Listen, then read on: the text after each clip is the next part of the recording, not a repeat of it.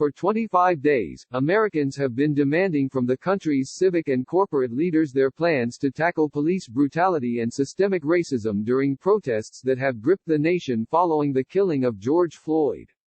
On Friday, Juneteenth, many of those leaders have a big first opportunity to put into action the rhetoric that has flowed since Memorial Day, when Floyd died in the custody of Minneapolis police officers. J.P. Morgan CEO Jamie Dimon has said the bank is committed to fighting against racism and discrimination. BlackRock's Larry Fink has said the firm will not tolerate shortcomings in racial equality within its walls.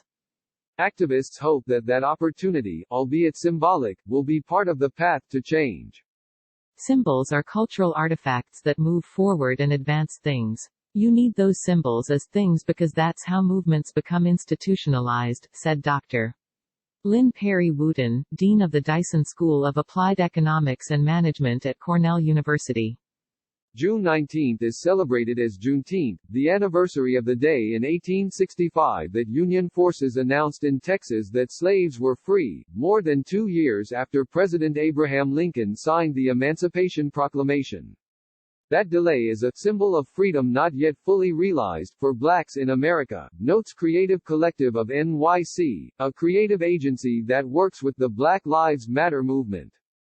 For the country's leaders, it is an encapsulation of a problem Americans are increasingly asking them to help solve, the barriers that have continued to hold blacks back in the century and a half since. The median black family owns a little over 2% of the wealth owned by the median white family, according to the Institute for Policy Studies. The coronavirus pandemic seems to have further exacerbated that divide. From February through April, 41% of small businesses owned by black people closed, but only 17% of those owned by white people closed, according to the Stanford Institute for Economic Policy Research. Black people constitute nearly 13% of the U.S. population, but made up 23% of all COVID-19 deaths as of June 3, according to the Centers for Disease Control and Prevention. In May, the white unemployment rate went down from the month before, while black unemployment actually ticked up. In this moment, when many of these same companies have said they stand with their black employees and they are horrified by the murder of George Floyd and so many other black people, then it's also a moment to acknowledge the racism baked into the economy of this nation, and the conditions under which blacks have had to live in order to build the country, said Laura Morgan Roberts, a professor at the University of Virginia Darden School of Business and author of Race, Work and Leadership, Positive Organizing in a Global Society. Altria, Nike and J.C. Penney are among those offering employees Juneteenth as a paid, company-wide holiday. Google urged its employees to cancel all unnecessary meetings scheduled for the day. House Speaker Nancy Pelosi has said the House will remove the portraits of the 4 of her predecessors who were Confederates. Some states have deemed a state holiday, while others, such as New York, are pushing to add it. I never would have thought I'd see this, said Wooten. She thought the establishment of Martin Luther King Jr. Day as a holiday in 1983 was the only such commemoration she would experience in her lifetime, she said. As a symbol, though, Juneteenth is not yet being universally celebrated as a paid day off. Comcast and Walmart are among those that have not given their employees off for the holiday, though both have pledged resources towards tackling racial inequity. Not all companies are in a position to easily grant a holiday. Smaller organizations or those that are struggling may not have the ability to pause from work. For those in industries like grocery or manufacturing, a day off has bigger consequences, not all of them positive for society.